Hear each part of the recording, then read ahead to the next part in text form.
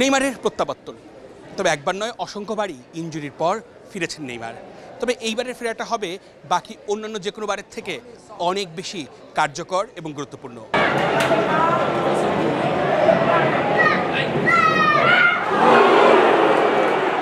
মাঠে যে কয় মিনিট নেইমার খেলেছে তাকে কিন্তু অনেকটা সময় ভীষণভাবে গার্ডে রেখেছিল প্রতিপক্ষের ফুটবলাররা।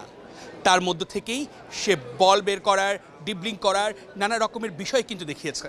নেইমারের প্রতি সবার যে ভালোবাসা, সবার যে উন্মাদনা, বিশেষ করে সান্তোসের 15,000 দর্শক কিন্তু প্রায় এখানে উপস্থিত ছিল এবং নেইমার যখন মাঠে নামে তখনকার মুহূর্তটা কিন্তু অনেক বেশি আনন্দের ছিল সবার জন্য। কারণ বারবার নানা সময় নানা প্রতিকূলতা, একজন ফুটবলারের জীবনে এত আক্ষেপ, এত কষ্ট কীভাবে হতে পারে, কিন্তু প্রত্যেকবারই নেইমার প্রত্যাবর্তনের গল্প লিখতে চলেছে এবং লিখে যাচ্ছে।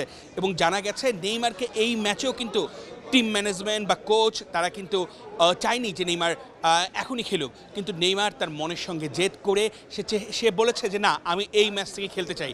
নেক্সট ম্যাচগুলো যে আছে পালমেরাসের সঙ্গে এবং ফ্লামিঙ্গোর সঙ্গে, সেই ম্যাচগুলো কিন্তু গুরুত্বপূর্ণ। বিশ্বকাপের আগ পর্যন্ত প্রত্যেকটা ম্যাচে কিন্তু নেইমারকে নিখুঁতভাবে অন্তত ইনজুরি মুক্ত হয়ে প্রতিটা ম্যাচে পারফর্ম করতে হবে।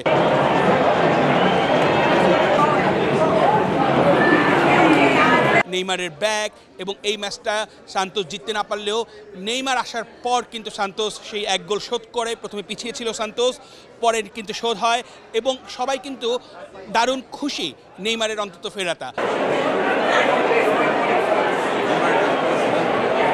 অবশ্যই আস্তে আস্তে নেইমারের খেলার ধার বাড়বে এবং নেইমার এই রিদমটা অন্তত ধরে রাখবে, সেটাই গোটা বিশ্বের নেইমার ভক্তদের প্রত্যাশা। অর্ণব বাপি, সান্তোস থেকে ল্যাটিন বাংলা।